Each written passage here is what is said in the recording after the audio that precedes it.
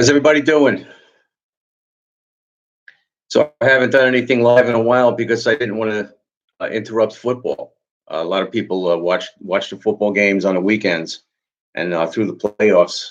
There's a lot of football, and I didn't want to interrupt that. So I just waited. I did my videos. I had my car at the track. I did some stuff and wanted to talk about it tonight. It seemed like there's too many people. Let me see. I got Mark Snakepit in the house. How's it going, Mark? RS3 for me. What's up? How's it going? So yeah. So as you guys come in, we'll talk about my car a little bit. We had the car out at the track a couple times over the past month, and we did actually pretty good with it. The car's a stage one, Whipple. It's got a stop throttle body on it. It's got a really soft Whipple tune in it, and it was kind of surprising that the car ran that good. I mean, we struggled with it a little bit at first. We couldn't even get it, into the sixes in the 8th mile, and then we were able to actually get it into the sixes.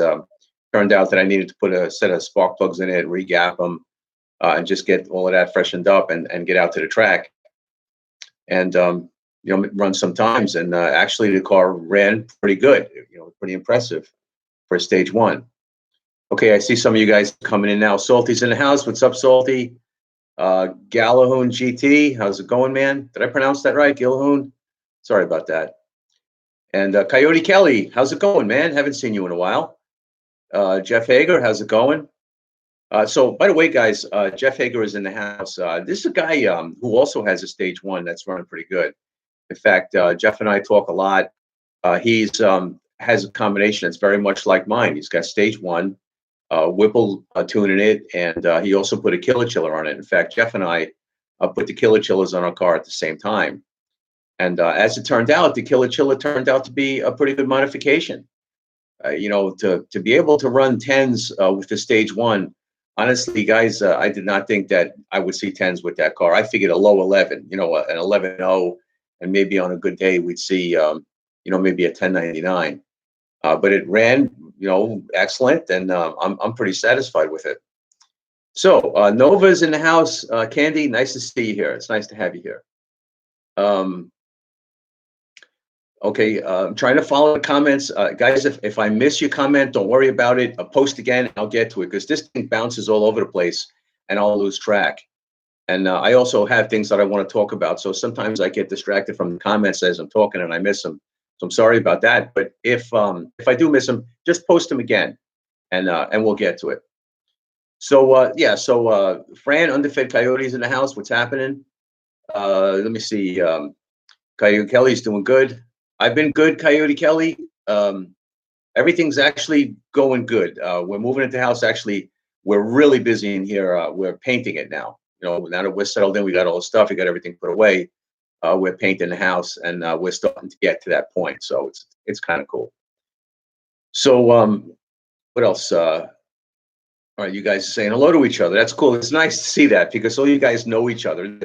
This is very nice to have a circle of friends like this, that we all know each other, and we can get into the chat and talk to each other. And it's actually kind of nice. Dane Austin, subscribe from Alex Flores' channel. Yes. Thanks a lot, Dane. I appreciate you coming on board. Alex is a guy that I kind of know a little bit. He dynoed my car one time when he was working for VMP, and they were doing some kind of speed shop kind of thing.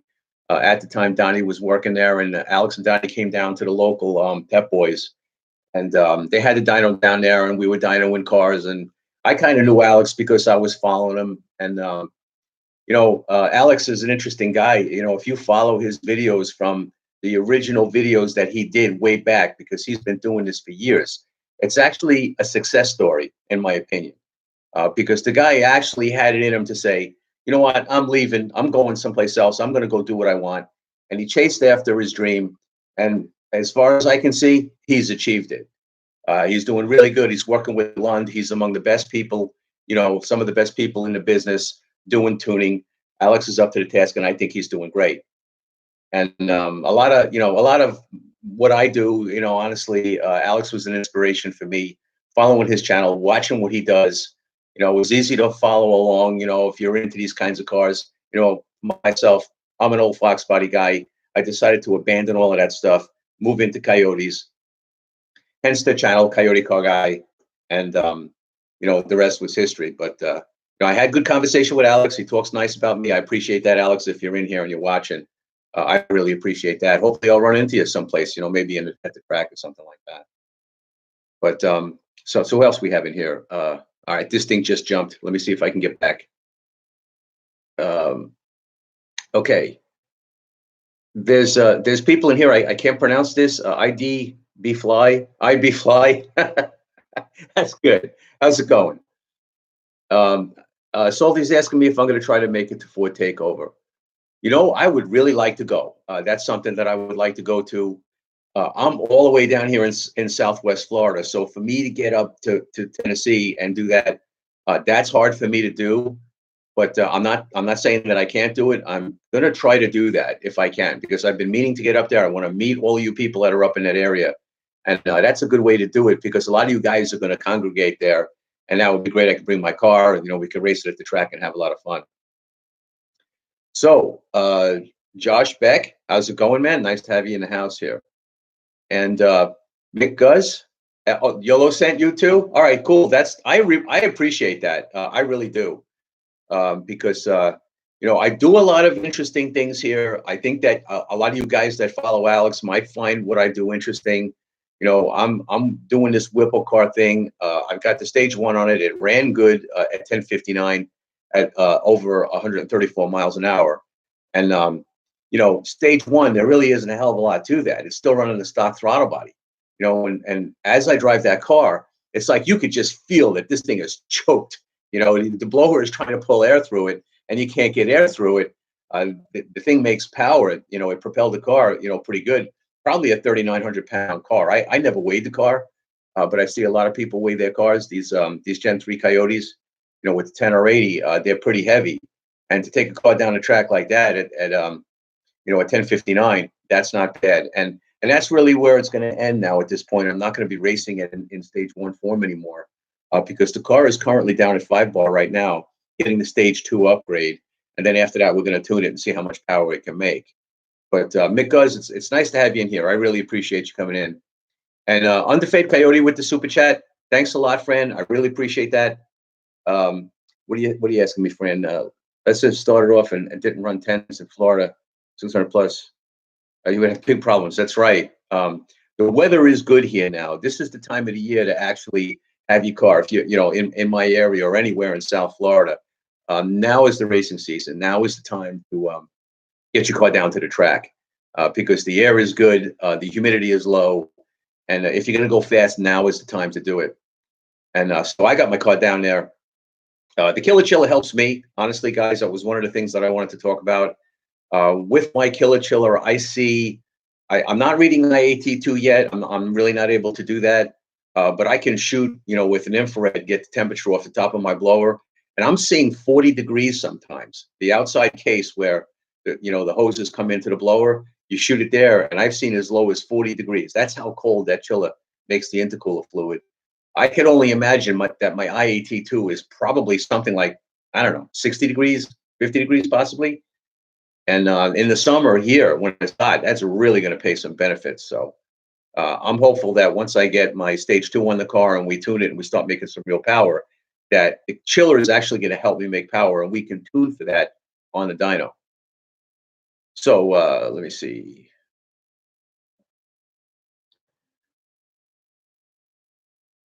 All stock 2019. All right. So Sport Clips 1969. You have a 19 Coyote A10. That's a great car. I bet you love that car. Let me see. Guys, talk to each other.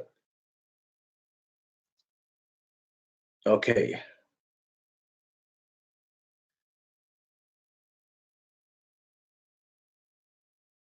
I'm looking for a comment that I can answer. You guys are talking to each other. Okay, so Jeff Hager is asking me, is saying he can't wait to see me run stage two with the track. Yeah, I mean, I'm really looking forward to that. I pretty much wrung the car out, and the stage one, I'm pretty much done with that. I don't see that I'm going to do too much more with it. I mean, I think it's got more in it. I think I could do faster than 1059, but I'm just not going to just keep pounding on the car just to run a little bit of a better time. When I made that run that night, actually, guys, I want to point something out. When I was out at the track that night, we ran the car a couple of times after we did the 1059, and I would put boost in it just to see if it would run a little bit better on the boost, and it didn't. It didn't do anything. We were running consistent 1060s with it, and it just goes to show you the tune that's in that thing just doesn't add timing. It's just really soft. That was one of the early Whipple cars, one of the first Gen 3 Whipples that were released. It was stage one. They still had some, I don't know, the tunes that they gave out for it weren't all that good, and I was one of the lucky ones to get one of those tunes. Not really so lucky, but we did do pretty good with it, and I'm happy. And now we're stepping up to stage two. I have a video coming out over the next couple days to show you that. So the hardware is in the process of being put on the car, but we're getting down to that now. Blue Collar Daily is in the house. How's it going, bud? How does the stage two get on? I don't have it back yet. The hardware is in the process of being put on, and then we're going to get to some tuning soon. So I'll have some videos up on that as the thing progresses. So RS3 for me is asking me the same thing. Can I make it to the Ford takeover? I'm going to try. I can see between my work schedule and a lot of things I do, it's really tough for me to break away and leave for 2, maybe 3 days. For me to go to Ford takeover, I have to get there the day before, because it's something like a 11 or 13-hour travel for me to get there. So it's like I can't drive there and attend any event. I have to get there the day before, stay someplace, and then have the next day to do what I want. Maybe stay another night and then get to the track with you guys, and then leave the next day. So it is a long time away, and I'm busy with work. So it does get a little tough, but I'm going to see if I can make the time and I can get down there. I'm going to do it.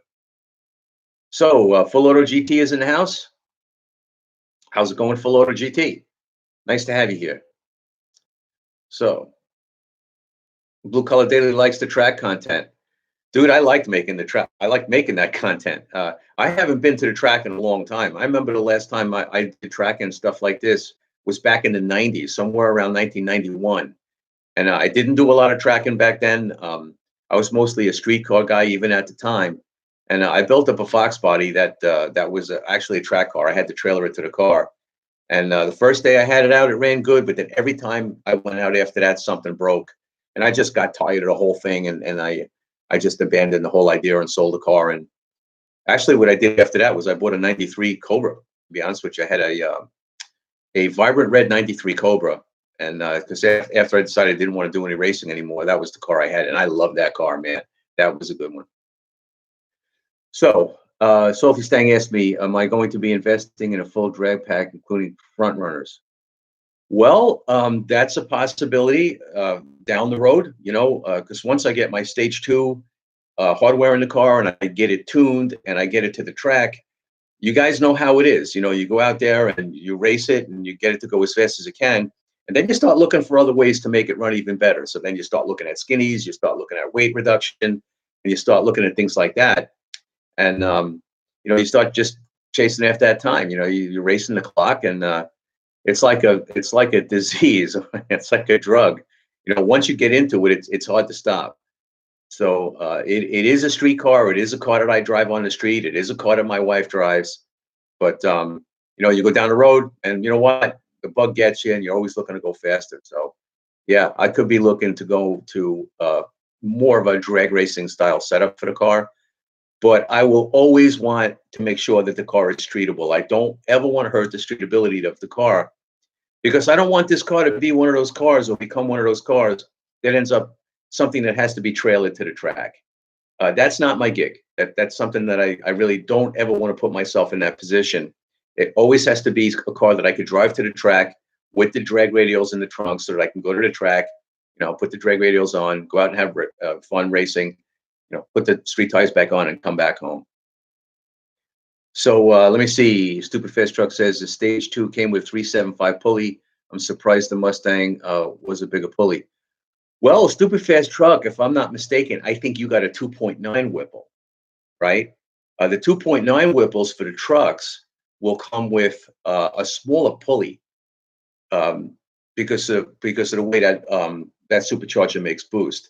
The Gen 3 Whipples that come for the Gen 3 Coyotes, basically, stage one comes with a 4-inch pulley, and stage two comes with a 3.875 pulley. On a stage three, 3-liter Whipple on a Mustang like mine, to go to a 3.7 pulley, you're basically looking at E85. You're making too much boost, and you're going to need a lot of octane to get a 3.75 pulley to run. I think that pumps it up to like possibly 11 or 12 pounds of boost, and it's a little too much on 93.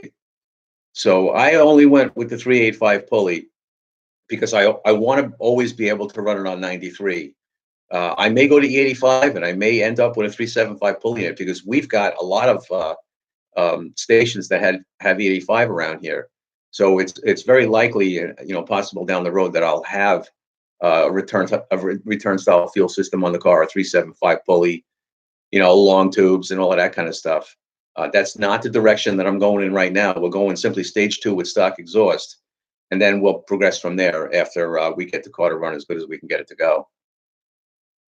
Okay, Bill B is in the house. Let us know when to go into Bradenton again. You know what? As soon as my car is finished and tuned, the very first thing I'm going to do is get it out to the track. So I'll try to flag everybody on the channel somehow, or I could flag you on Instagram because I'm on Instagram as Coyote Car Guy, one word. Friend me over there, and I'll try to just put something up to let everybody know that local people around here that I'm going to the track. Okay, so let me move on with these comments. And of course, this thing jumped on me again. There was a comment there that I wanted to get to. Let me see. Okay, people are reminding me of things that I said that I changed my mind on. Okay, Michael N. Love the content. I think you install a stage two. You'll be happy. Hope you go to Lund for tuning. Either way, great work. Yeah, Michael N. I was due to go to stage two. There's no doubt about it. I wrung out the stage one as much as I can. I think it would go faster than the 1059, but I don't think too much. And there's no point doing that. It's time to step up. And I had an option there. See, it is an interesting thing. It was a decision that I made. I had an option to just leave all the stage one hardware where it is and go for custom tuning just with the stage one hardware. And I work with a number of different tuners. I think to this date, I've worked with 4 different tuners. And the feedback that I'm getting is that the stage one, getting away from the Whipple tune and going to a custom tune, a real good custom dyno tune, that's a stage one could actually make a lot of power. The problem is that I did not want to do that, invest all the money into tuning the stage one, then eventually have to do that all over again when I go to stage two hardware. So I decided to step it up to stage two, and then we'll go for the tuning after that, and just make the extra power that you're going to make with the stage two hardware. And okay, so we see.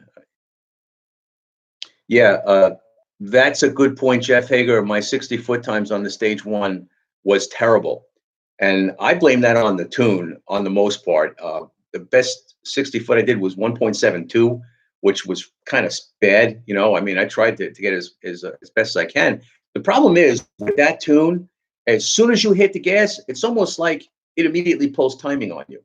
And if you watch the runs, if you watch it when I launch, you can almost see it that the car just like doesn't take off. It doesn't hit hard. My friend Trace with the 19 Mustang GT with the stage two and the Lund tune in it, watch his laws when his launches. His just lifts and goes, and mine just kind of lunges off the line. And I'm really happy to get away from that stage one Whipple tune because the thing is so soft. It ran pretty good, but still, there's so much on the table to get away from one of Whipple's tunes. Okay, let me see. Yeah, so Jeff tells me that. Let me see, full auto. Okay, so full auto, you're going with Lund for your tune, and to upload no better pass. Okay, I don't understand. I'm recording a YouTube video right now and waiting for my Lun tune to upload. No better way to pass the time than watching fellow YouTuber.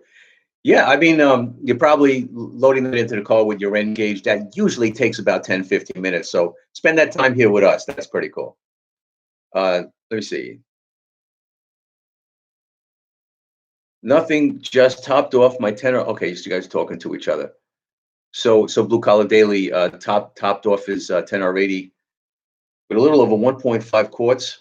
Yeah. So you got an oil burner? Is that what I'm seeing? You needed 1.5 quarts? All right, I'll go out and check my oil. I want to say though, guys, my Livinois engine, because I don't have a stock engine in my car.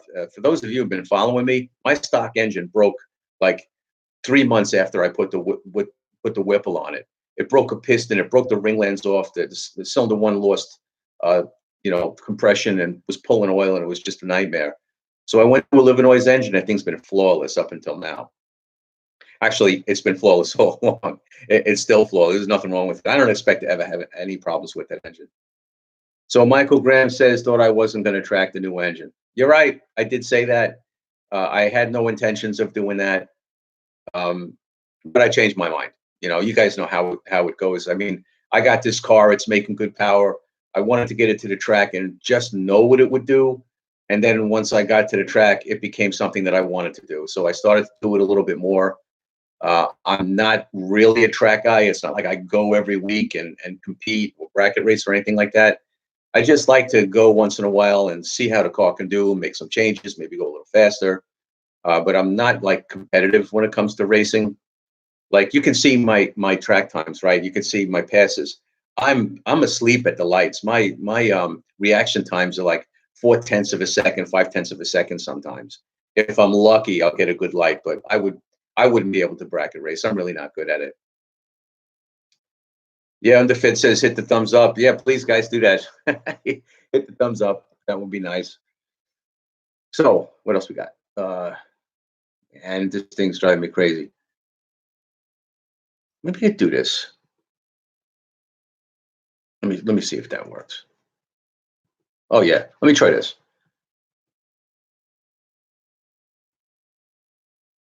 Yeah, stupid fast truck. That's a 2.9. That's different blower. That's a 3.5 rotor pack, and the 3 liter Whipple's a 3.4 rotor pack. That's why the 3 liter Whipples make mid to upper range power, and the 2.9 comes off the bottom really strong. And that's why they put the 2.9 on the truck, because you need that to get all that weight moving. Lenny Pisco is in here, but he deleted his comment. What's the matter with you? Okay.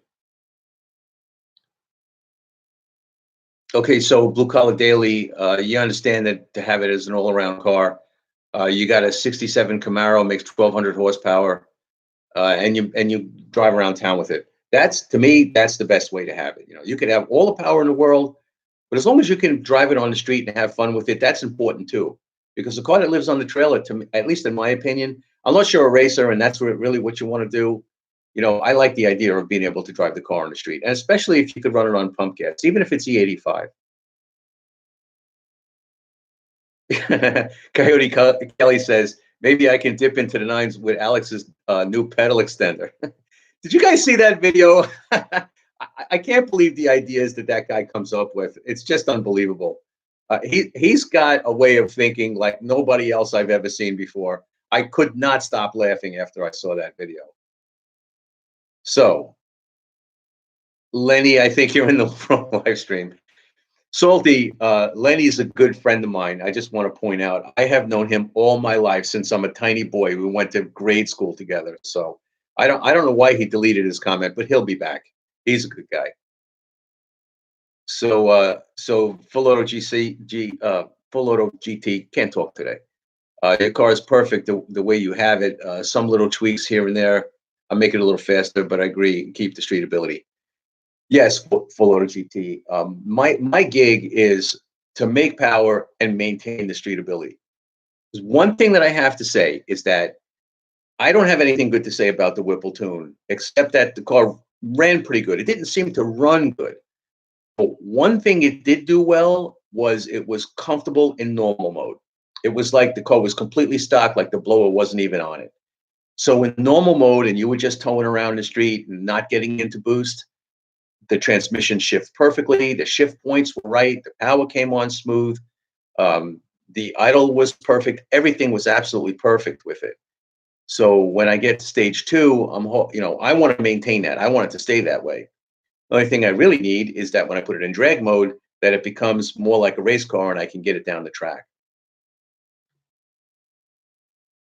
Dustin Austin, the pedal extender, you know it, dude. That was hysterical, hysterical. I still can't stop laughing at that. I saw that video come up. I just couldn't believe my eyes. So, Blue Collar Daily, your Camaro has an F1A 94. I've been talking about the F1 Pro Chargers. We had a over at Five Bar Motorsports, where I do a lot of vlogging. They've got cars in there that blow your mind, and a lot of times, some of them I can video and some of them I can't. I videoed a Viper that had an F1X on it, and the engine was basically stock manifold. I believe it had stock injectors. They put a return style fuel system on it and was running it on E85. The F1X that was on that car, they were hardly even spinning it. The car put close to 900 to the wheels. And after the pull, you could walk right over there and just hold your hand on the blower. It didn't even get hot. I mean, it was like warm. It was like if you touched the engine, it felt hotter than the blower did. And that impressed me. I saw that and I thought to myself, maybe one day I'll have a car that's got a blower like that, because the potential in something like that is huge. And hardly. I mean, it takes more power to spin a blower like that, but if you're adding the boost and you're making the power, that thing is going to make a lot of power if you can get one of them on your car. So, so Jeff Hager asked me a question. Good question, Jeff. Am I happy with the drag radials? I have to say, yes, I am. I'm getting good bite. I'm running the 305 45 17s. I'm getting a good bite. You don't get a good bite down in Immokalee on the 8th mile track that I run on. But when you go to Bradenton, that's a track that has really good track prep. And my 305s are gripping. Problem is, the way the car is tuned, it doesn't come out of the hole real good. Once I get to stage two on it and I get it tuned better, I should be able to get out of the hole really good. I'm hoping just leaving on the foot, I could probably get a 1.6 60 foot as opposed to the 1.72 best that I got with the stage one and the Whipple tune. The tires are good. I had a problem with the first set that I had because the rubber separated. I did a video on it. On the driver's side rear tire, on the inner side of the tire, the rubber actually separated around the whole tire. It was a consistent separation. We looked at it thinking that possibly that we ran over something, or there was something in the wheel well just rubbing on it to cut that groove. But it wasn't the case. The tire just separated for some reason. And the guys at Five Bar were great. They immediately called up the supplier that they got them from, told them the problem, and they said, send them back. We'll send you another set. So I got another set. They balanced well. I raced the car twice on them, and they're very good tires. I mean, I've never used any other drag radial. I'm kind of new at this, so this is the drag radial that I'm using, and I don't have anything bad to say about it. I got only good things to say about the Mickey Thompson ET Streets. Nice. So, Tom, Terminator Coyote, how's it going, man? Nice to have you in the house. Nice car, enough power for a daily car. Actually, in stage one form, it is. It was a very nice package for street driving. Left a lot on the table if you're racing, but for street driving, it's excellent. Actually, if I was to just use it on the street, I probably wouldn't change anything. I would have left it just the way it is. Maybe just retune it, you know. But it's a nice package. Anybody's thinking about getting a package like that, you can't go wrong. So Blue Collar Daily, I want things to change on my Lund, but God, I'm scared they will stop answering my emails any minute. You know what? All right, Blue Collar. If you're concerned about that, and this thing jumped, I'm going to try to find that comment again. Blue Collar, if you want to use Lund for tuning, I'm going to say that you're not going to have any problems. I worked with Lund in the past. Now, when I first got my car, before I put the Whipple on it, the first thing I did was I went to Lund for an E85 tune, and the process was a piece of cake. You know, you call them up, and you buy whatever tunes that you want, whether it be a flex tune, the 85 tune, or just a 93 race tune, street tune, whatever it is that you want. And you just go back and forth with emails, and they make it very, very easy for you to, with the Engage, to make the data logs, download them, email them back to Lund, whoever you're working with, whether it be, some of the guys that work over there, whether it be Alex or Dakota or John Lund Jr. I worked with John Lund Jr., and it was an excellent experience. I have nothing bad to say about it.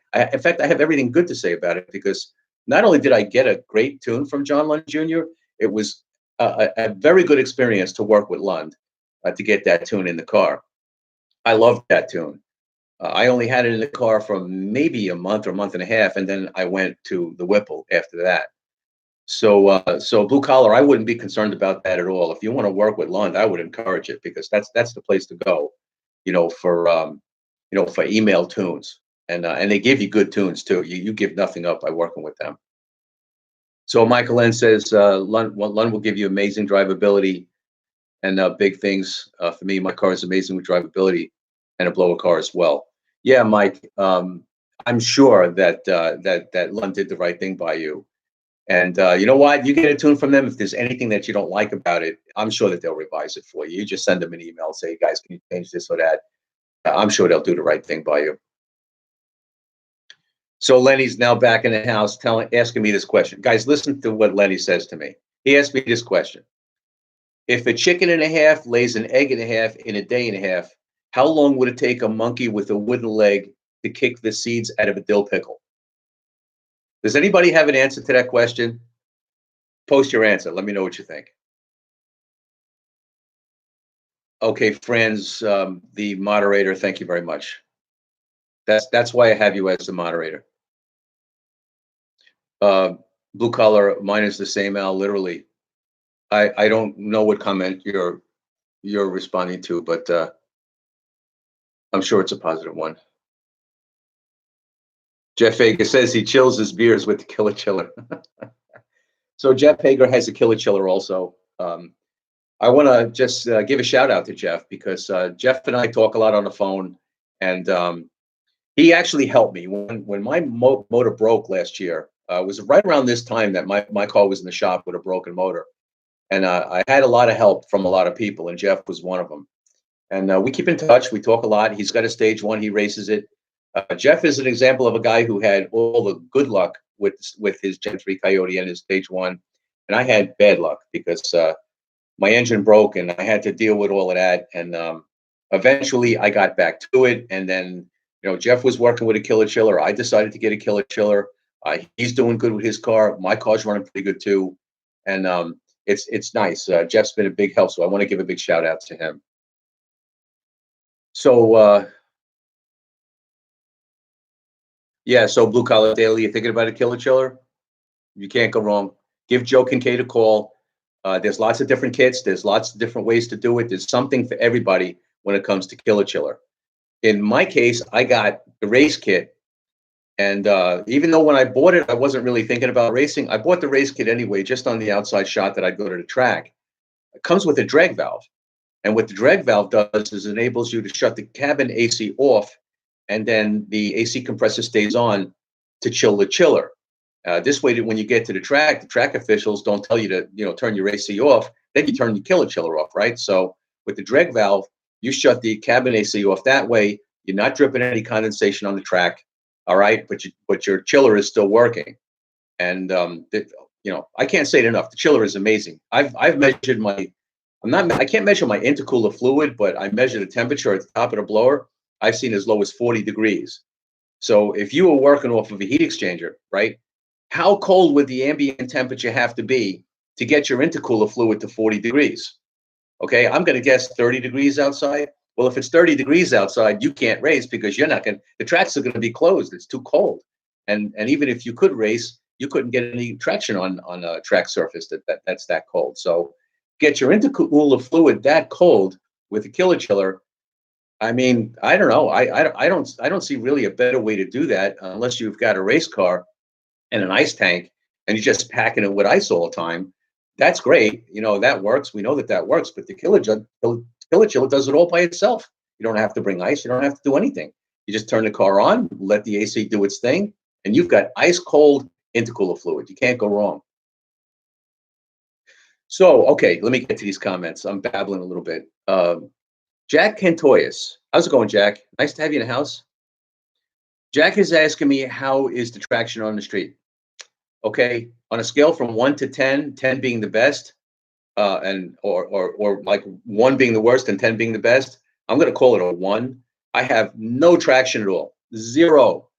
I get quarter throttle into it and I'm roasting the tires. In fact, I've got like 4,000 miles on my tires and they're just about ready to be replaced. So, and I mean, it's not by accident. I'd be driving around and 40 miles an hour, 50 miles an hour, 70 miles an hour, and you goose it and the tires just rip. You're just melting the pavement. It doesn't matter how fast you're going.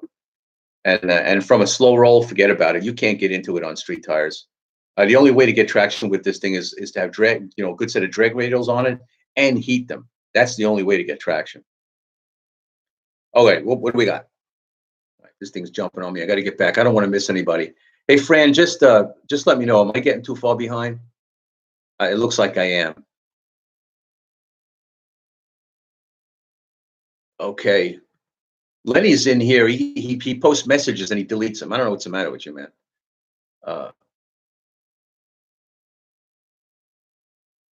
Okay.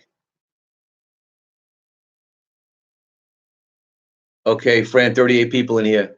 Yep, look at that. There's 43. Hey, bring it on, guys. I like having a lot of people in here. Actually, I'm surprised. I have to be 100% blatantly honest. I'm surprised that I go live and that many people come in. I don't do this that much. You know, I'm having fun with my car. I'm posting it on social media just to share it with everybody. This is something that I would have done anyway. I waited a long time to do this. I'm finally getting to it and I'm having fun. And it's nice to have fun with doing this with all you guys. I wouldn't have it any other way. I'm really enjoying this, and I really appreciate all you guys coming in here. Rocket 19 is in the house. How's it going? I wouldn't change a thing of our. I wouldn't change a thing out. Thanks, Rocket. That's a very nice comment. I really appreciate that. Um, the car is good, and I am changing some things on the car, but I certainly wouldn't change anything about this. I'm really enjoying this. Let me see. Determined Veteran is in the house. What's happening, Jack? Nice to have you here.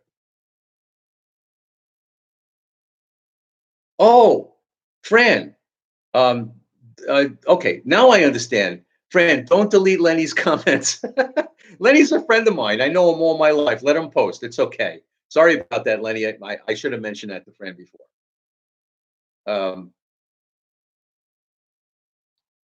Blue Collar says, did you get Dakota? I like him. Glad I didn't get the mean one. I just hate bothering him. I did not get Dakota. When I got a Lund tune, I worked with John Lund Jr. Dakota was tuning my friend Tracy's car, the 2019 Mustang that I posted some videos on in my channel. He went to Lund and got a data log tune on the dyno, and Dakota was the one that wrote that tune for him. And his car is running great, I have to tell you. He's doing pretty good. When I did my E85 tune, I worked with John Lund Jr. And I remember what it was like back then because I was new to it. It was the first time I ever did something like that. And so I go to Lund. Why would you go anyplace else, right? So I go to Lund, I buy their tune, and I worked with a couple of people just to get through the purchasing process and some of the things that you need to do first. But when it came to sending me bass tunes and things like that, I start getting emails from John Lund Jr. And to me, it was like, meeting, I mean, I don't know, a movie star or something like that. A guy as popular and as knowledgeable as John Lund Jr. Now, I'm working with a guy like that. And once I got through the process, because I wasn't good at data logging, I screwed it up every which way. I've said this in the past on live streams already, but I couldn't do a data log. I didn't have to do it. And I'm sending John Lund Jr. data logs, and he's sending me emails, and he's saying, you got to do what I tell you. He says, you're not doing what I tell you. You got to do it this way, And I'm like, okay, man, all right, I'm sorry. He's like, no worries. Just, take care of it. And so I did the data logs and I sent it back to him, and he revised the tune several times to get it right. And I put it in the car. And I remember I'm down at car shows, and I was getting a lot of attention because people were recognizing me down there from the channel. And I'm kind of saying, hey, yeah, John Lennon Jr. tuned my car. How about that? Hey, I got a John Lennon Jr. tune. I thought that was the greatest thing, and because a lot of people know John, I was kind of surprised. People were kind of huddling around my car, and I had mentioned that John Jr. Tuned the car, and a lot of people know him, so he's very well known. And honestly, a guy like that and the team around him, Dakota and Alex and all of the other guys that tune over there, those guys can own the business if they want to, and because they're everywhere. Everywhere you go, somebody's talking about Lund.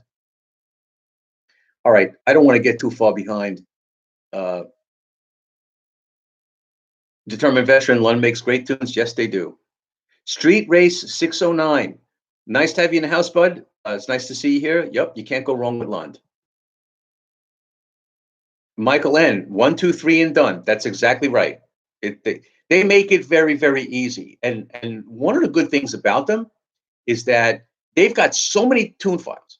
They tune so many cars, and they've got so many tune files that they already have what you need. They've already done the work. They've made the investment. That's the best way I could put it. Like for example, recently, they go out. They're coming out with this new GT 500, right? So what does Lund do? They go buy a car. Why do they buy a car? Because they want to put it on the dyno. They want to do all the work. They want to make all the investment. They want to get the tunes right. They want to get the tune files. So when the public, all of you guys, call them, they have something for you. And they've done the right things to get that tune the way you need it. So somebody with a brand new GT 500, you call Lund, they've got it. They're there already, man. They're ahead of everybody. So Blue Collar says trade that 2020 for an Odin. You're probably talking to somebody else. I got a Whipple. I'm not going to an Odin. Mustang 860. How's it going? Nice to have you in here. Mustang 860 is a really cool guy because I communicate with him on Facebook and some other places on social media. Joni Pony's in the house. Guys, that's my old lady. She's here. That's nice to have you here, baby. So Blue Collar asked Jeff Hager if he's on the stock engine 93. I don't know what the answer was, but I can tell you Jeff still is on the stock engine, and he's killing it with that stage 1 car. DV's asking me my opinion about meth. Well, DV, a lot of cars down at 5 Bar are running meth. Meth is actually a very good way to do it because not only does it have its cooling properties to cool your IATs, it also has octane. Okay, so you're getting, you're getting 2 benefits from using meth. The reason why I didn't use meth was because I didn't want another component in the car. I didn't want another tank in the back of the car that I got to put something else in. I just simply wanted to be something that works.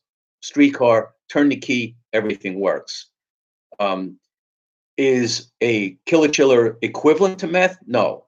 I think meth will probably do a little better or more. I don't have a lot of experience with meth. I could ask the guys at 5 Bar to get a more detailed answer to that.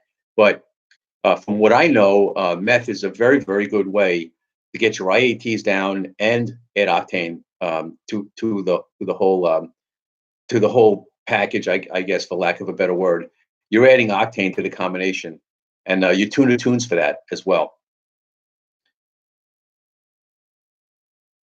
Blue Collar. So Blue Collar knows about meth. Let's see.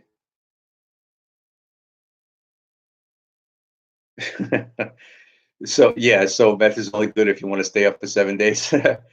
Underfed, different kind of meth. But you know that, right? You're just joking.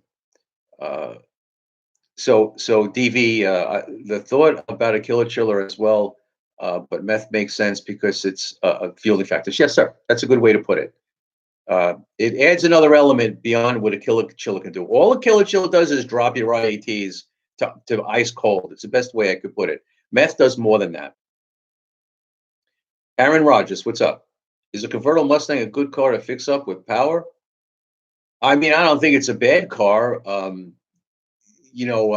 convertible car, if you start making a lot of power in it, you could twist it. It's not as, the chassis itself, the car is not as strong as a hardtop, but depending on how much power you build in it, you could build up a convertible.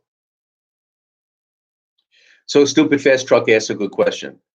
Do you keep the reservoir still with the killer chiller? Interestingly enough, okay, I did not put the tank on my car. My killer chiller is not hooked up right. Mainly because I haven't decided where I'm going to put the tank. Jeff Hager has a tank on his car, a reservoir tank. With the killer chiller, you have to have a reservoir tank, much like having an ice tank. The killer chiller runs and it needs a holding tank of ice cold water because when you go down the track and you're full throttle, your AC compressor kicks off.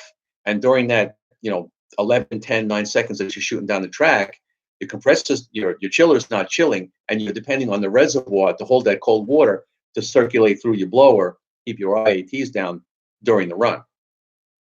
I did not do that yet. It's not affecting me yet because I'm still running good times. But sooner or later, I'm going to have to get a holding tank in there.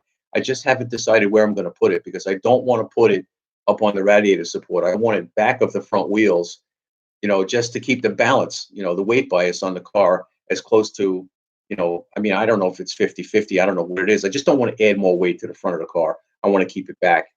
So I'm thinking about putting it in the trunk. Honestly, it was recommended by Joe Kincaid over at Killer Chiller to put a small ice tank in the trunk and use that as a reservoir.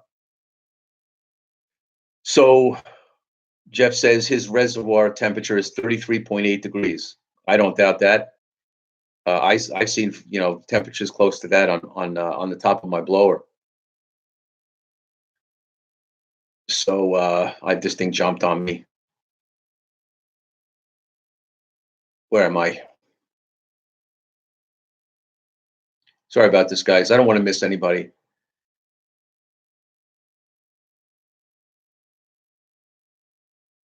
Are you guys talking to each other a little bit? Let me find it. Mike Norton, try your drag wheels on the street and compare to your street tires. Street tires are useless. I drive to Immokalee from my house to the track with the drag radials on it. They're a little bit better on the street, but I still roast them because the drag radials don't really grip until you get them hot. So if you just drive it on the street, they're not so hot. They'll grip a little bit better than the street tires, but not much. All right, I'm going to skip that comment. Fran, if you see that, you can delete it. Blue Collar Daily, 703 horsepower. Is that what you're putting down? Lex Luthor says YOLO mentions you a lot, so are you sub. Thanks, Lex. Um, good info here too with that killer chiller. Yeah. Lex, thanks for coming on board. I just want to say that again. Yeah, I've noticed that Alex talks about me a lot, and I really appreciate that. Alex, if you're watching, I appreciate what you do for me. That's awesome. And my content should be of interest, for people who are watching Alex, because I do similar things. I'm down at the shop. I'm doing dynos. I'm showing combinations of stuff. I'm showing you my stuff. I'm building things. Alex, one of the live streams he did, I remember he mentioned me, and he's like, he says Al's a good guy, but he's the opposite of him, and it's true. I'm I don't do what he does, but I don't have anything bad to say about what he does. What he does, he's a colorful guy. He's very flamboyant. That's working for him. That's Alex. Power to you. We all enjoy that kind of stuff. But for me, I'm different. I'm a low key guy. I just do my thing, bring it to you as best I can. And I hope you like it, because the content itself that I bring you, I'm in the engine rooms, we're tearing stuff down, we're doing stuff on the dyno, we're going to the track. I got a lot to bring you guys. If you're into coyotes, you're going to find a lot of that stuff here on my channel.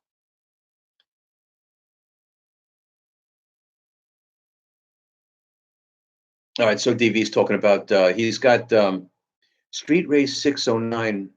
All right, so that must be a power pack that you're putting on your Z01 and the GT350R stock. I hear you, DV. I wouldn't, if I were in your shoes, I would do exactly what you're doing. I wouldn't really mess with the GT350R, but I would mod the Z01. There's no doubt about it because those Z01s are pretty fast. I see a couple of them down at the track here. that are worked up pretty good, and they run really good. Let me see. Rocket 19 can't wait to see stage two. Give me a week. The car's down at 5 bar right now, getting the hardware put on it, and then as soon as I can, we're going to get it tuned.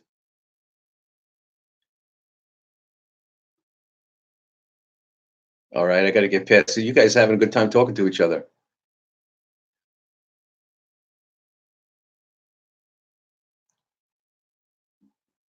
All right.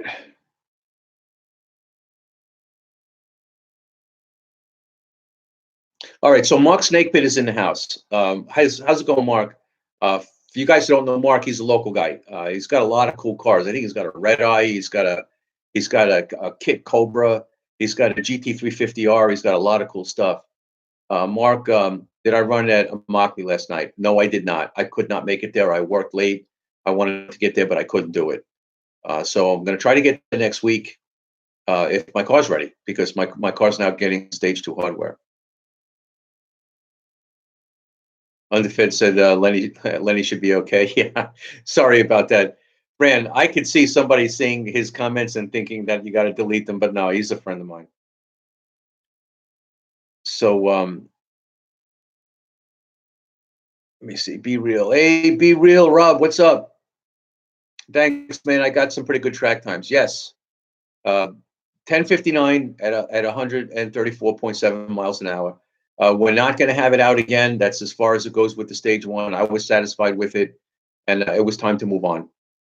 So not bad for stage one, right? I mean, I don't know anybody else who's really running good with a stage one other than Jeff Hager. Most stage ones run low 11s. They generally don't run this good. So, some people have luck, some people don't. I complain about the Whipple tune. There were things that weren't good about it, but it was good enough to get me mid tens.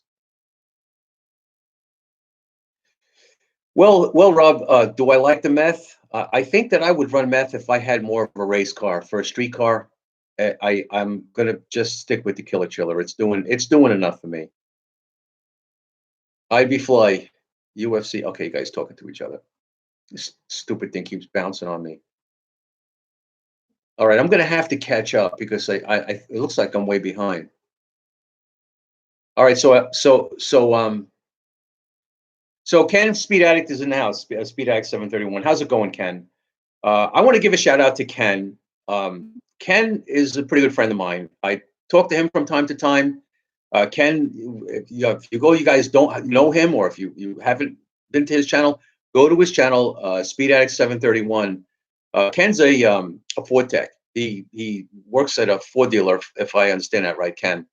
So he knows about Ford cars, and he knows about Coyotes. He's got a 2020 10R80 car that he's going to be doing some pretty cool things with down the road. But he's got a great channel, and I really follow him. He's got a lot of good things going on.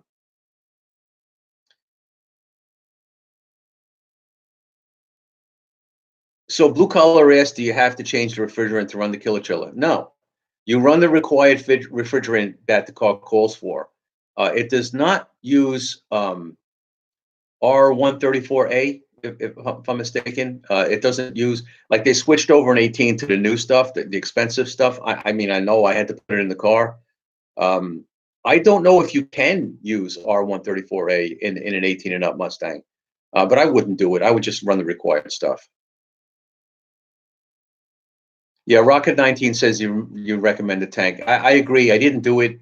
It's not causing me any problems yet, but I know that it will eventually.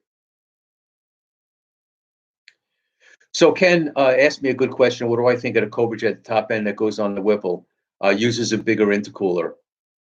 Um, I mean, I think it's a good piece. The problem is that it raises. It's a little taller and it interferes with the hood. So you're either going to have to put a hood scoop on it, or you're going to have to lower the subframe to make room for it. Personally, the Killer Chiller does the work. I didn't have to add a larger intercooler. I just took the intercooler that I had and made it a lot colder. Matt 107 asked me what I do for a living. I don't think I could answer that in one sentence. I do a lot of things. I'm basically a blue collar guy. All my life, I've done a lot of different things. I've even done some middle management stuff through the '90s. But I do ceramic tile. I'm a professional painter. I build a very specialized boat deck material, a synthetic boat deck that simulates a teak deck. That's a very specialized trade that took me years to learn how to do, and there aren't that many people around the country that know how to do it. But there's a shop here in town that I do that for. That keeps me busy, very busy. In fact, that's why I couldn't get to the track last night because I was out late working. Let me see.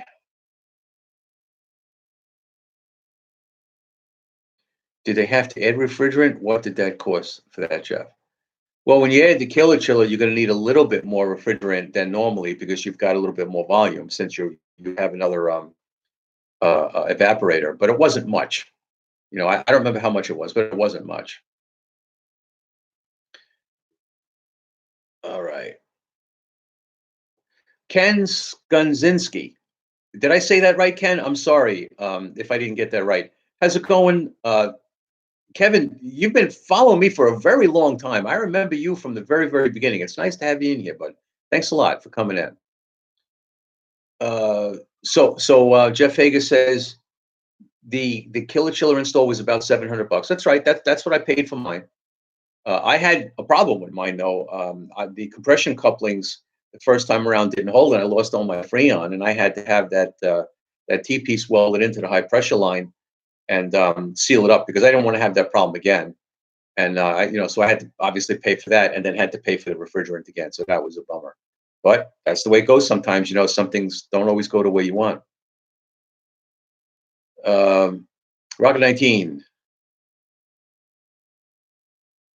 Yeah, Rocket 19 says I basically kept the cosmetics of the car completely stock. That's my gig. I've always been a guy that doesn't draw a lot of attention to the car. I'm not going to put a lot of wings on it and stripes and graphics and things like that. I'm not going to change the spoiler. I'm not going to do stuff like that. I want it to look completely stock the way it's supposed to look.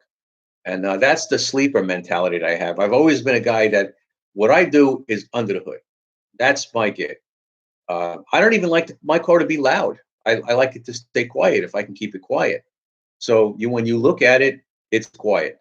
In fact, it's so quiet that when I pull up, at a street light, if there's a cop next to me, he has no idea that my car's been modified. I know some people that got some really hot early cars. Push rod cars, or even some later model LS powered cars, LT powered Camaros. They got big cams in them. You find yourself in a position one day where you pull up to a stoplight and there's a cop there. Your car's bouncing and idling, with a low cam. And he's just going to turn around and look at you. You pull up there next to him with a Coyote like mine. He has no idea. The only thing he'll notice with me is that it's Orange Fury, so you can't miss that. But the way the car runs, look stock, sound stock, you'd have no idea what's under the hood. Oh, so Mark, you're going to go to Immokalee? Oh, tomorrow you're going for Sunday. Yeah, they do test and tune on Sunday. If I wasn't so busy, I would go. All right. I got to catch up to you guys. Okay.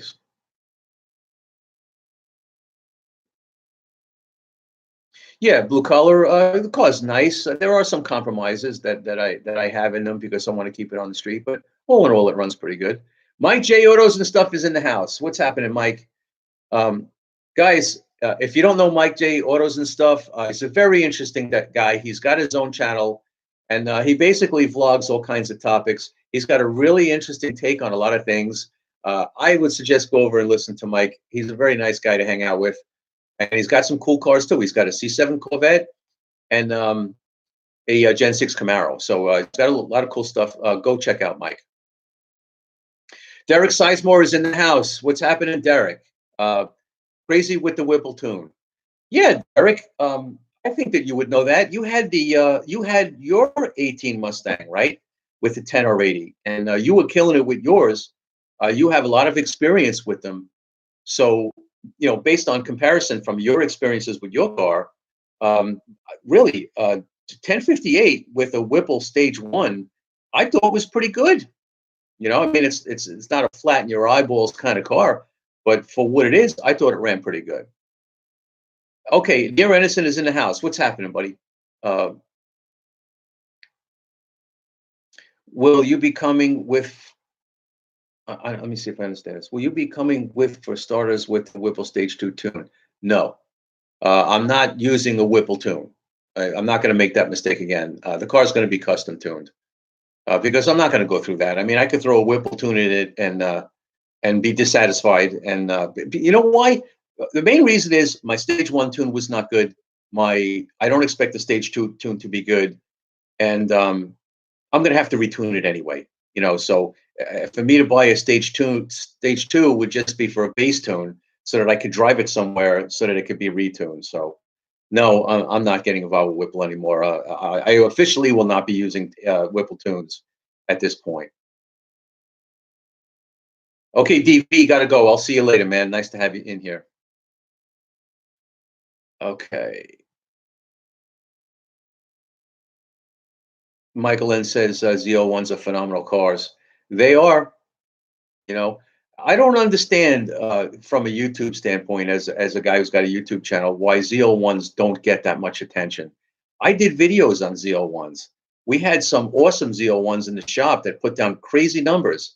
Nobody was interested. I just don't know why. I don't know. It baffles the brain sometimes. Ford Racing 312. How's it going, man? Yeah, the car's getting better and better. And when I get stage 2 on it, it's going to get even better. Oh, Mark, yeah, I haven't been able to get up to Merchants Crossing. I'm going to have to do that every Monday night. Car show at Merchants Crossing locally. I really need to get there. I'm really sorry, Mark, but I'll try to get there. We'll see you down there. Okay. Stupid fast truck. Wondering if there might be issues with condensation forming on the tank in high humidity. That could happen. But not a lot. Like in the case where the tank, like for example, in my case, if you watch some of my videos, you'll see I always put a clip in it to kill a chiller while it was cold. You see all the condensation around all the hoses.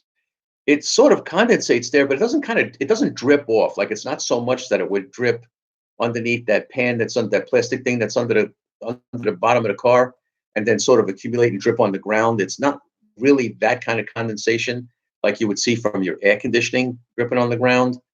On the tank, I imagine some condensation would accumulate, but it's not a lot. It's not anything to be concerned about. All right. Uh, come on.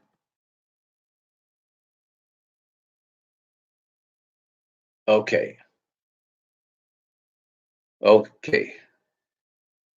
Kevin Sunziski, you're welcome, sir. All right. Be real. I hit my real teak. No need to change to synthetic. Try tired of sanding. Well, be real. Go on the web and look at Flexitique. That's the stuff that I build. It's interesting stuff. It's maintenance free. Not hate. Oh, okay. Gotcha. All right. Michael and my favorite sound is in LA with big choppy cam. Love that noise. I can agree with that. At an earlier part of my life, I love that kind of stuff. I had a lot of Fox bodies, and I had all different kinds of engines: 302, 351, 408 stroker. I even had a '66 Mustang. Every single one of them had a big choppy Lobe cam in it, and I loved it. It's just that when they started to come out with the Coyotes, I found it irresistible. So I had to move on from that older stuff. I may get back to it one day, but for now, I'm into the Coyotes. LS with choppy cam. Mike, I did some videos on a Hot Wheels Camaro that you'll find on my channel if you look around. That thing had a massive cam in it. It sounds great. Okay, Mark, take it easy. Nice to have you here. Ford Racing. Ford Racing 312 asked me if I'm going to go E85 anytime soon. Well, I'm not setting my car up for E85 right now. Right now, I'm simply going to use the stock fuel system with the DW 400 fuel pump. I'm only stepping up to stage 2 style stuff. But obviously the next phase after that, once I've done everything that I can do and I still have the car, I'll probably go to E85 and probably pick up a lot more power doing that. Not cheesy. Hope the stage 2 upgrades work out. Yeah, I expect that they will. They look good. They're getting them on the car right now. So blue color asked Derek a question. Okay, ran Speed Addict ran 10.7. In his other car that he had, I think it had a 17 that ran really good. Not cheesy. Need the Lund sauce. Everybody needs the Lund sauce. No in Eli's corner. What's happening? Loving the live streams. Looking forward to hearing about stage 2. Thanks, bud. Stick around. Give me a few days, and I've already got one video that I prepared. I'm probably going to put it up in a couple of days, and I'll give you a good look at what's happening with the stage 2. It's well on the way. Speed Addict says Lund. You know it. Speed Addict, Daryl is also a very good tuner. Right? It really is too bad I don't see him here, but from things that I've seen on your channel, Daryl is a very good tuner. So Derek did not use Lund, but your car ripped. So whoever tuned your car did a good job. So Northern Mustangs asked me a good question. Did you use SAE fittings on your killer chiller setup? I upgraded when I ordered from Kincaid. Have not installed yet.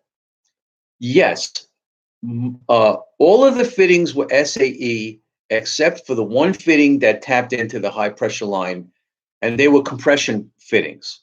Okay, most of the time, like Joe told me, 99% of the time, those fittings hold. But for some reason, in my case, they didn't hold, which doesn't surprise me because I'm one of those guys that if out of 100 people, one person is going to have a problem, that problem is going to be me. It's been the story of my life. No big deal. You just put your best foot forward, you fix it, and you move on. But I did use the SAE fittings, and I welded my high pressure line. In fact, I talked to Joe Kincaid about that. If you don't want to use the compression fittings that come with the kit, he'll weld the line for you. He'll do it for you. He has that service, so you can have him do it for you.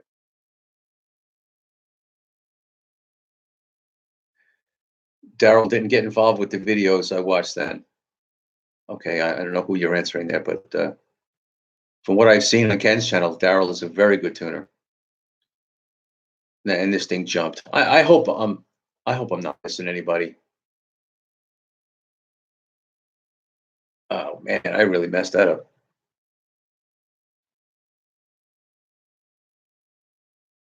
Michael N says, meth roots teeth. Meth rots teeth. Worksville and LS, I prefer not to worry about it. Thanks. Glad you did the killer chiller. Okay, so looks like you're talking to somebody. Blue Color asks Ken a question about his tune. Jeff Hager says he has no condensation. Okay. I mean, I noticed a little bit of condensation on my lines, but not a lot. I'm in a humid climate. I don't know what your climate is like over there, Jeff. So Mike Giotto says the Camaros are the dark side. That's true. Camaro really don't get attention like Mustangs. I should buy a new Mustang and blow it up and do your mods. Yeah, Mike J.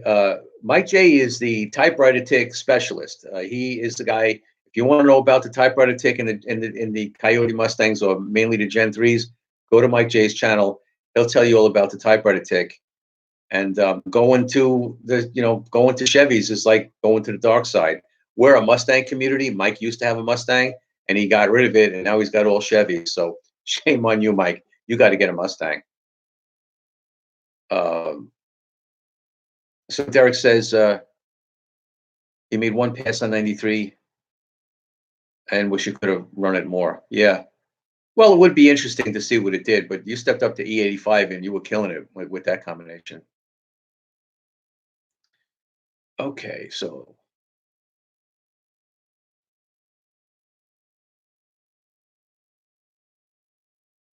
Blue Collar Daily, sorry for the 20 questions. That's all right, man. Keep asking the questions. That's what we're here for. So Derek worked with a tuner in Nashville. He did a good job. Michael N. I'm 40. I really like the Coyote in our cars, but it reminds me of European V8 because of the DOHC. Yeah, it's a different ball game, man. It's definitely nothing like a pushrod motor. And the VVT, with the dual overhead cam, a lot of power comes from that. Let me see. A lot of you guys,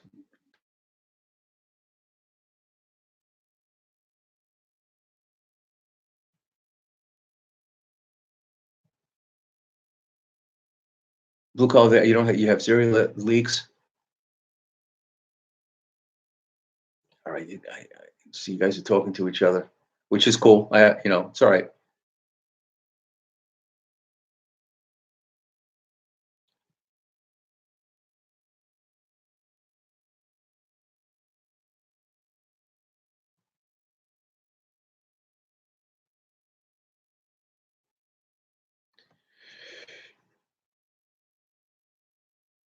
All right, so you guys are asking me about my tuner. I'm having a hard time making a decision on the tuner.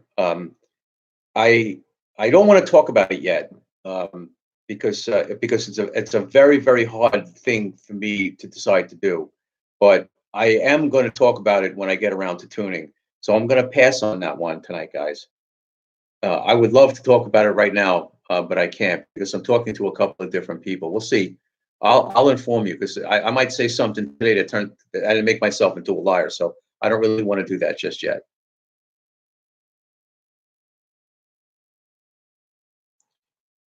Kevin Skonsinski says Silver Bullet 990s. What do I think?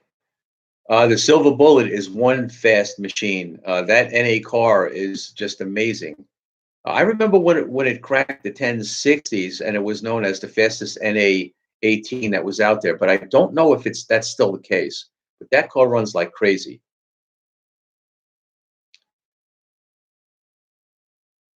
Oh man, this thing just. All right, let's see.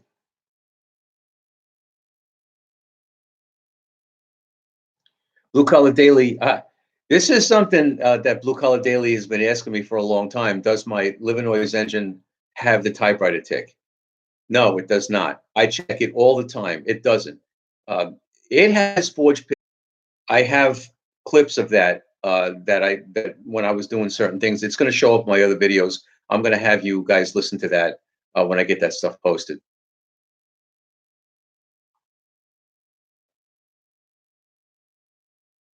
Michael N says, absolutely, Al. On watch my timing, and it gets up there around 7,000. No knock at all with Lund.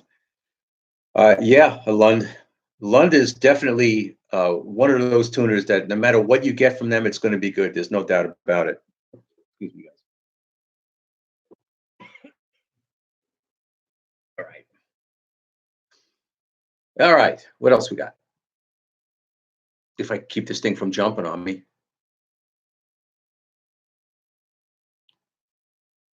Okay. Northern Mustangs wants me to show IAT2 on my next video. I just want you. I can't measure it yet. Okay. I couldn't measure it with the Whipple tune because it wasn't available. I called Whipple to see if there was a way for me to display it, but they told me that there was no way the way that tune was. But I will eventually be able to do that.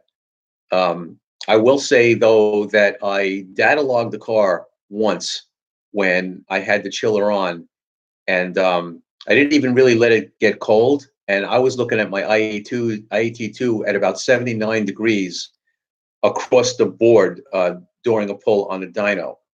In fact, towards the end of the dyno, the temperature was dropping. So it's amazing what that can do. And that was on like a 90-degree day. For me to see IAT2s that low is just amazing. Not Cheesy says, where is Alex Flores when you need him? Well, he's out there, man. He's out there. Uh, okay, Ford Racing 312. Nice to have you in the house. Thanks for stopping in. Let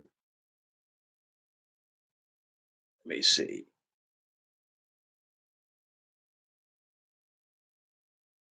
Stupid fast truck, coyote heads flow a large amount of air. That's the secret sauce and the way to make power. Absolutely.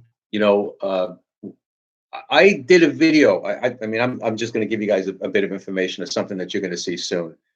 Um, at 5 Bar, a GT350 came into the shop, and something happened to it that they had to pull the motor apart. And I was able to get some close video of the cylinder heads, the block, and a few other interesting parts, the bottom end, the crank, the flat plane crank. The ports on a GT350 engine are huge, and they're CNC ported, they're CNC machined. It's amazing. They flow gobs of air. Lots of power can be made with those heads. And from what I understand, the Gen 3 heads are an as cast version of those. So the Gen 3s are also flowing a lot of air.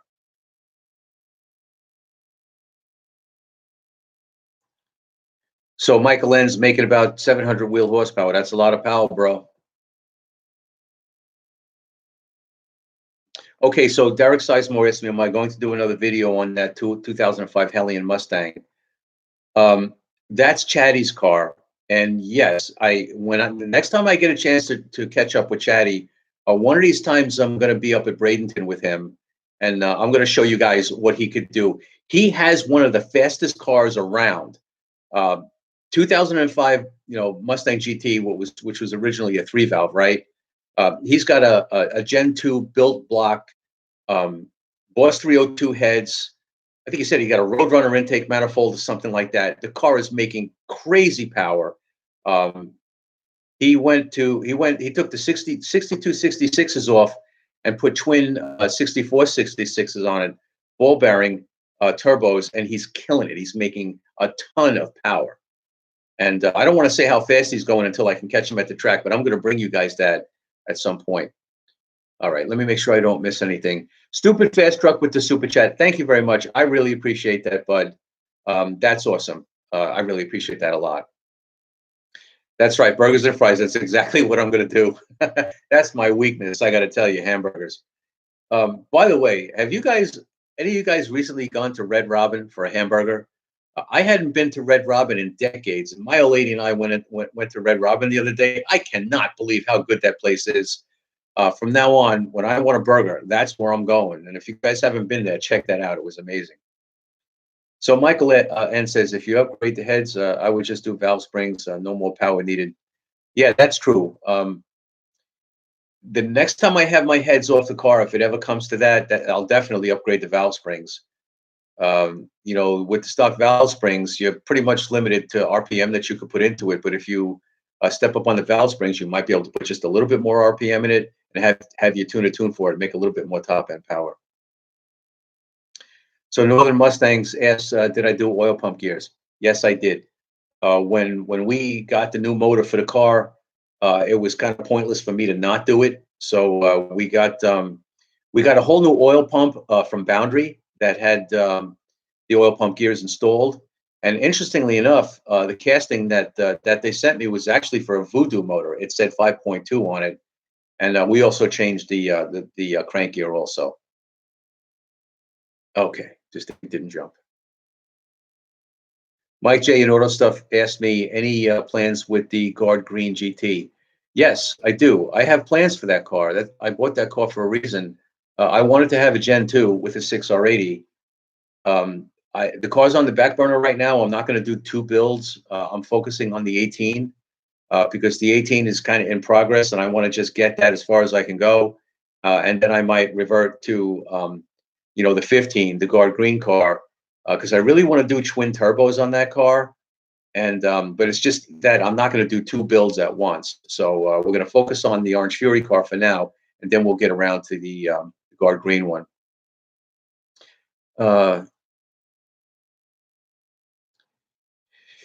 Derek Sizemore, did he dyno it with the bigger turbos? The answer is yes, and he made a lot more power. And I don't want to talk about his car without talking to him first, but he did make a lot of power. And when I get with Chatty, we're going to do a video on that, because that car is one of the most powerful cars I've ever seen. Miles Hiles is in the house. What's up, Miles? Just listening. What's coming? Listen to what's coming and join your channel. Thanks. Thanks a lot, Miles. Nice to have you in here. Brent says Red Robin is good.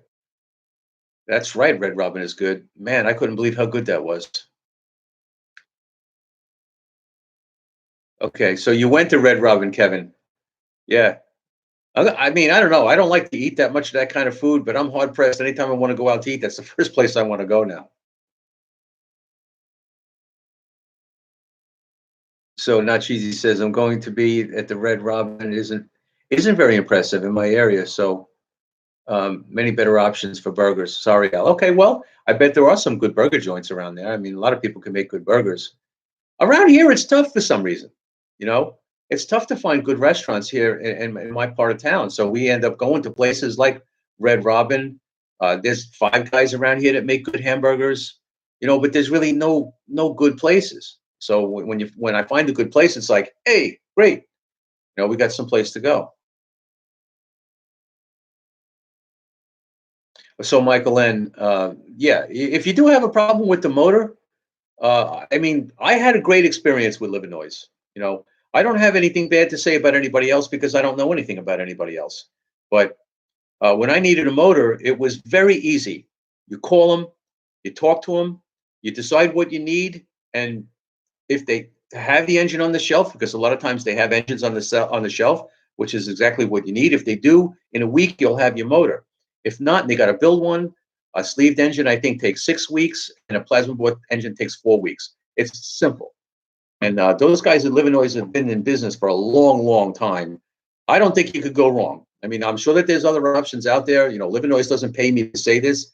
I just talk about my own experiences, but they did right by me. I'm very happy with my engine. And my friend Trace with the 19, he's got a Illinois engine in his car. And again, that's a great engine. He's loving life on that one.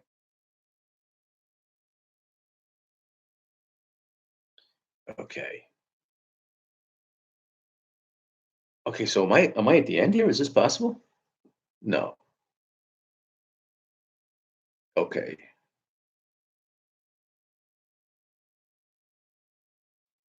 So I see Derek Sizemore is making a comment, probably to somebody else, but Derek had an 18 that he no longer has anymore, and now he's got an S197 build, which I mean I saw that car on Ken's channel, and I'm impressed by that car.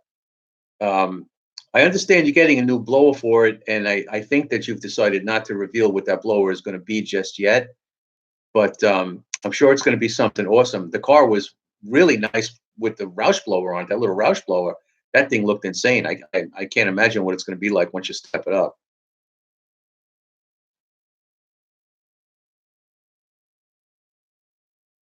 Okay, so Jeff Hager's reminded me I'm getting off topic.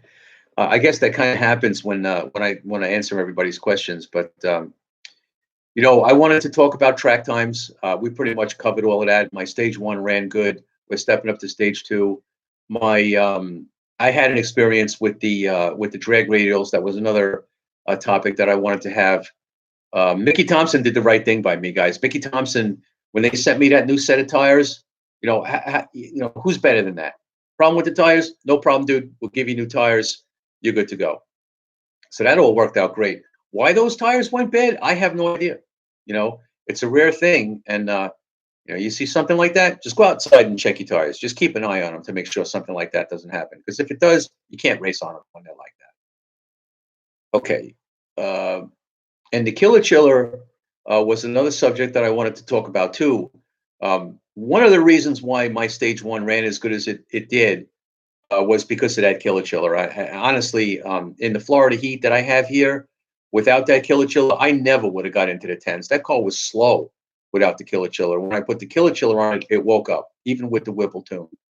So, if any of you guys that are out there that are in that kind of situation where you're in a warm climate or a hot climate like mine, or you're really hot in the summer and you want to race the car, put a killer chiller on it. You can't go wrong. You know what? And it's not even an expensive thing to do. The kits are anywhere from 6 to 8, maybe $900, and maybe another 700 bucks to put it on to get the kind of results that you get from a killer chiller. I think it's a no-brainer. Okay, so Mike says it's a Chinese New Year's today. Um, well, Happy New Year, Mike. So you get to have two New Years. Well, that's great. I wish I could have two New Years. Let me see. Cobra 600 from Michigan. Illinois Motorsports is one of the best. Yes, sir. I can vouch for it. I got one of their motors in my car. So whatever it is I do, just keep in mind, I'm pounding the heck out of a Illinois engine, and it's holding up just fine. Nico 50, who tuned my car? Well, my car was on a Whipple tune.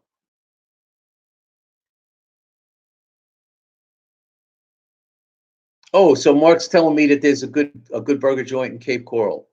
Guys, I'm in Fort Myers, but Cape Coral is like the next town over. Like you got to go over a bridge to get there. He's saying burgers downtown Cape. German family owns it. Lenny's, Lenny's in Cape Coral. I'll check that out. Great shakes too. Oh, dude, you're killing me. Um, Canadian Cruising is in the house. What's happening, Canadian Cruising? Nice to have you in here. By the way, guys, Canadian Cruising is a really cool guy. He's got a channel. Go check him out. He does some videos, I have to tell you, have helped me a lot. He did a video about his digital dash and some of the functions of the 18 Mustang and things. I don't even know how half of that stuff works. When I need to know that, I go to his channel and watch his videos. It's been very helpful. And it's very, very clever and creative the way he puts those things together. So check him out. Okay, so Derek, so Derek, you went with turbos. Okay, all right. I thought you were going with another blower. That's going to be very, very interesting to see the results that you get with the turbos. I'm really looking forward to that because that's something that I want to do eventually. So we get to watch you do it first. Okay, so Northern Mustang asked me if my Killer Chiller uses a heat exchanger or not. Mine does not. Okay, I made that decision to remove the heat exchanger. You don't have to. But I decided to do that, and that's mainly because of the climate that I live in. I live in a climate that a heat exchanger in conjunction with a chiller will work against me unless I use it exclusively. When you use a heat exchanger with a chiller, you're either on the heat exchanger or on the chiller. You don't use them in tandem. You're using one or the other. And I never saw a need to ever use a heat exchanger because it's so hot here all the time.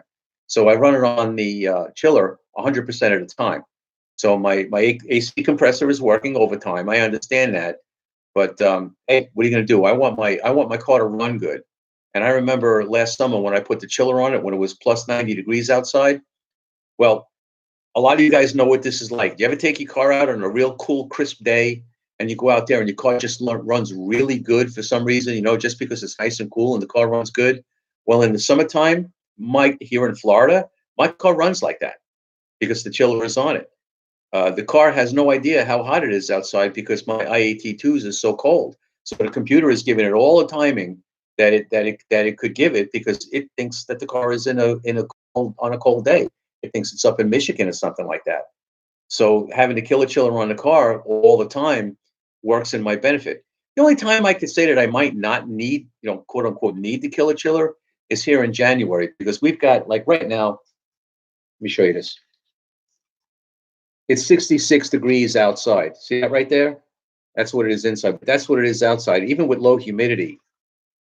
We rarely see that. We only see weather like that for maybe 6 weeks, and then the humidity picks up and it starts getting hot.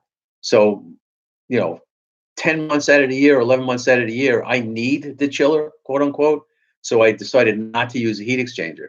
But if you're in a climate where it's cool weather or cold weather several months out of the year, you could get a killer chiller kit that allows you to use your heat exchanger and shut the chiller off. So I can see that working for people. That's a kit that's also available. Okay, I'm babbling a lot. I guess I'm in a talking mood tonight. Uh, okay, so Kevin Konzinski, is Cheesy Burger still open in Sanibel? I don't know, but Kevin, I didn't know that you were local. If you want to go up to Merchants, maybe I'll catch you up there. Okay. All right, Mike, take it easy. Nice to have you here.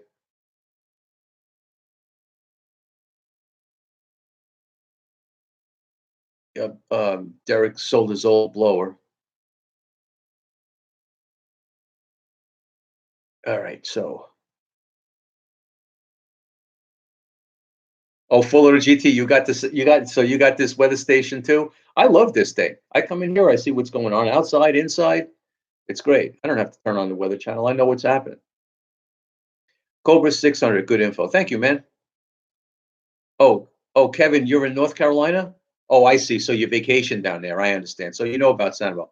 Sanibel's a nice place, man. I really like it there. So that can't be the end of the comments, though. Anybody else out there? Anybody have anything that they want to talk about? All right, guys. So I'm gonna wrap this one up. If anybody has any questions, hit me up now. Okay.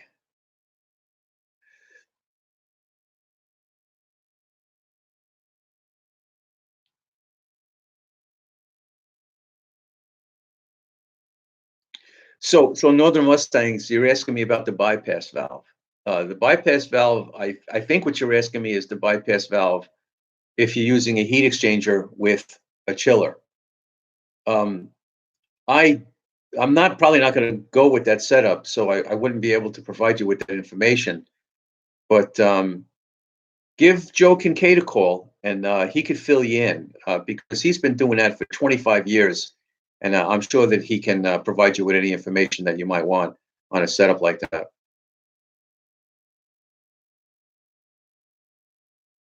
Okay, so not cheesy asked me would I have considered an ice tank in the trunk at the time of the killer chiller. When did the killer chiller upgrade? Did you consider any of the ice tank trunk setups? If I understand your question, I think you're asking me, did I consider an ice tank in the trunk as a reservoir? I still do. I do consider the ice tank in the trunk as a reservoir because Joe Kincaid suggested that I do that. The problem is I need one that's kind of small. They don't really make ice tanks that are small enough. They make pretty big ones. I mean, correct me if I'm wrong. I really didn't do that much homework on this, but the ones I looked at were like 7 gallons or bigger, and that's too big of a reservoir tank to have with a chiller. I need something like 3 gallons, and then I get all that volume with the hoses running in the back. I would like to have the reservoir tank in the back because it puts the weight in the back. That's kind of the way I want to set it up. So I have considered that as my reservoir tank. Did I consider an ice tank as something to use and not have a chiller? I thought about it briefly, but I drive my car in the street, and I needed my IETs to be cold all the time. So for me to be packing an ice tank with ice all the time, every time I go out and drive it on the street, wouldn't be practical. So that's why I went with the chiller. But an ice tank as a reservoir tank is definitely something that I am still considering. I just haven't quite decided how I'm going to do it yet. But I'm going to need to do it soon because we're going to get into the hot weather, and at that point, that's when I'm going to need it. So Derek Sizemore says we're getting overrun by pythons and snakes and stuff. Actually, we got alligators. I got this big lake in my backyard, and what happens is somehow alligators end up in the water. They say that down here in this part of Florida because we're subtropical. So if there's a lake, if there's a body of water, there's an alligator in it. Always. You can just always assume that there's an alligator in the water. Some of them aren't big, but when they're in there, they get big, right? So when we came out here and saw this piece of land and wanted to buy this house, the very first day we saw a couple of baby alligators out in the back. And now it's like, however many months later, I think it's a little bit more than a year from that point, those alligators got to be 9, 12 feet long and or in length overall. And one of them came out of the water and was trying to go from one lake to the other and sort of zigged when he should have zigged, and he ended up in front of somebody's front door. And they had to call, the people here in Florida to come and take the alligators away, when that happens. And it ended up on the news. I heard about it from somebody in the neighborhood that the people on the other side of the lake had an alligator at their front door, and it ended up on the news. So I posted at the end of one of my last videos. That happens a lot. I mean, we got something like 12-foot alligators in the back. Usually by that time they come and take them out, but for some reason they're leaving them here, and they're breeding, and there's tons of baby alligators in there that all of them are eventually going to get big. So it's going to get interesting when I start getting videos of those alligators back there. All right, Mark Snakepit, have a good night, man. Nice to have you in here. Jeff, thank you very much. Um, Street Race 609 says they have smaller tanks. Okay, thanks. I'm going to look into that. I really do. I haven't done my homework. My first look at it was that the tanks were big, but if they have small ones, I'll check it out. So that's good information. Thank you very much. So Chai Roll is in here. John, nice to have you in here, man. Thanks for stopping in. All right, guys. There's 27 of you in here still. So if anybody wants to talk about anything, I basically covered everything that I wanted to talk about. Thanks a lot for the conversation. It's been great. Got a couple more comments coming in. Okay, so this is a good question on Northern Mustangs. Whipple bypass valve function, please explain, like to see yours operating at idle and with throttle. Whipple bypass valve. I mean, I'm thinking about the bypass valve that on light load conditions when you're not on boost, there's a bypass valve that allows air into the engine to bypass the blower.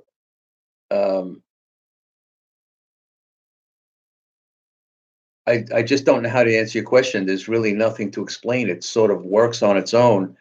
It works well. When I drive the car around, I don't feel like there's anything getting in the way when I'm not on boost. The car. The only thing about having a Whipple on the car and you're driving around, you're not using boost.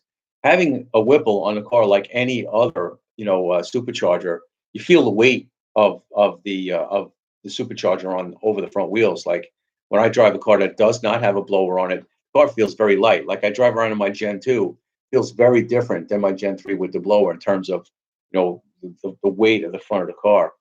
But the bypass valve question, there's really nothing that I can explain about that if I understand your question right.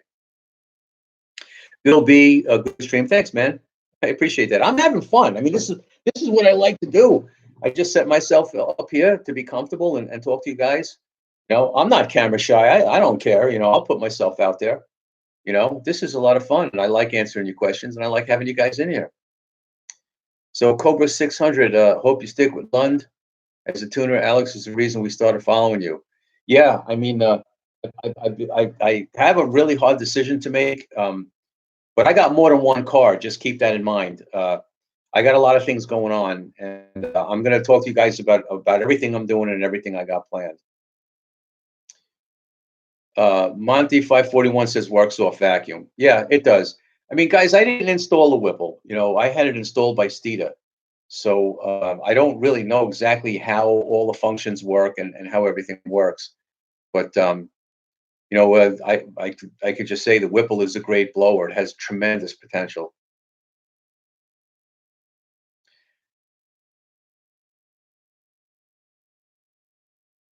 Okay, Northern Mustangs is asking me if I could visually see the bypass valve working.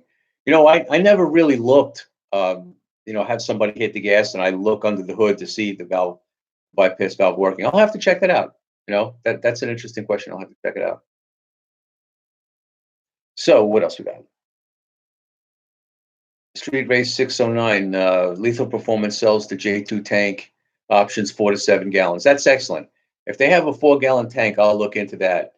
If Joe Kincaid over at Killer Chiller says that's okay, that's the tank that I actually might use. Canadian Cruising, do I watch Rush Shift? He got a Whipple on his 2019 is making weird noise. Sounds like they left the pulley loose or something. I know somebody who installed a Whipple on their car and they had a noise and it turned out to actually be the throttle body. The throttle body was flapping and making a flapping noise and they had to change the throttle body. That's what that could be, possibly, if they haven't ruled that out. Northern Mustangs, do I have a booster pump on my stage on my stage 1 setup? No, I don't. And I got a DW 400 fuel pump for my stage 2, and I'm not planning on running a booster pump unless I need to. Okay. From what I understand, I don't have to, but I have one on standby in case I do. So Derek says, Oh, Derek's remembering the blooper video that I did. I did a video about a year ago. I ran into a guy who had a PP2 car, and I did a video with it. And at the end of the video, I put in a bunch of bloopers. Uh, and you know what? I have a lot of bloopers. I just haven't made the video yet. I have tons of bloopers, outtakes, whatever you want to call them. I run into problems with people all the time when I'm vlogging. People get in my way. They'll come and talk to me. They'll say dumb things to me.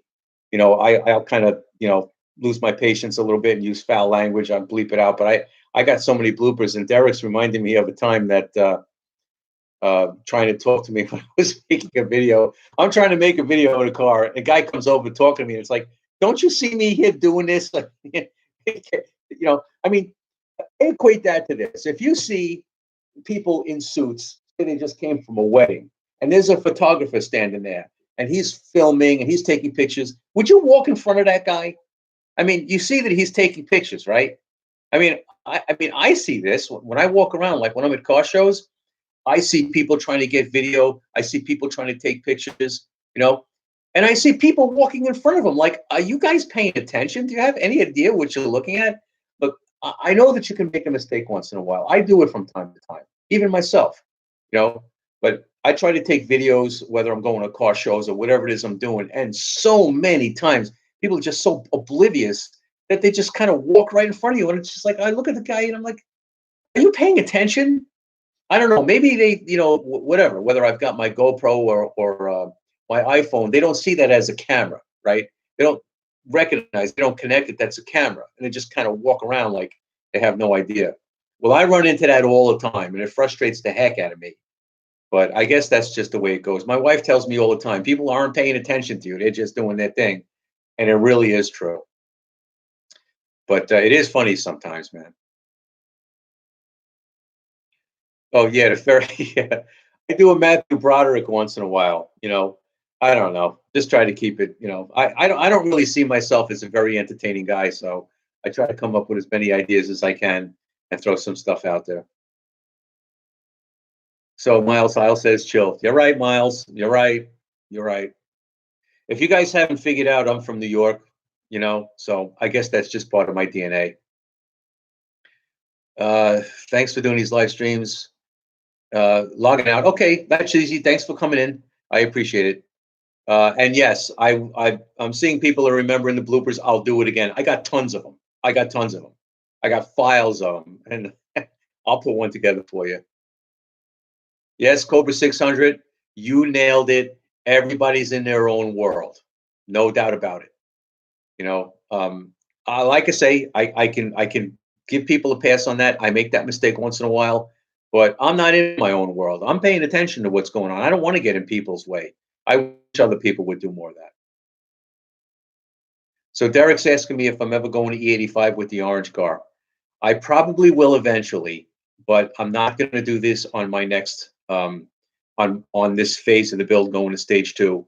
We're gonna stay on 93. I had, it's a budget kind of thing. I had to buy all the stage two upgrade. I had to pay to have it installed because I don't have the time to do it. And then I've got dyno time and tuning time and all of that other kind of stuff. For me to do E85 now would require even more expense, right? Another set of injectors and a return style fuel system, um, maybe more pump or something like that because I need to fuel it, and I just don't have it in the budget to do that. So we're going to do some 93 stuff to get as much power out of it as we can. Go to the track, test it, see how fast we can get the car to go, and then maybe late next summer we'll be doing some E85 stuff. Northern Mustangs asked me what rear gear ratio am I using. My car came with a 355 rear gear, and that's the gear that is still in it. And now that you bring up that question, the rear is starting to make a little bit of noise, so I might have to replace that sometime soon. So Derek says, run a good 93 Boustain, where when you're racing, it doesn't hurt either. Yeah, I on my stage one, I ran Chevron 93. My friends at Steeder recommended that if you got a Chevron station close by, use that. There's a Sunoco station close by, but there's a Chevron station right, going down towards Immokalee, so I stopped there. And when I go to Bradenton, my friend Trey says that the he knows what stations are good. I go there. I tried Boostain in my stage one. It made no difference. It didn't make any difference. But it when I go to stage two, I'm sure that there's a benefit to it. Okay, so what else? What kind of converter? My converter is stock. I never changed anything. When the day comes that I need to, freshen up my 10 or 80 because sooner or later that's going to happen, I might put a converter in at that time.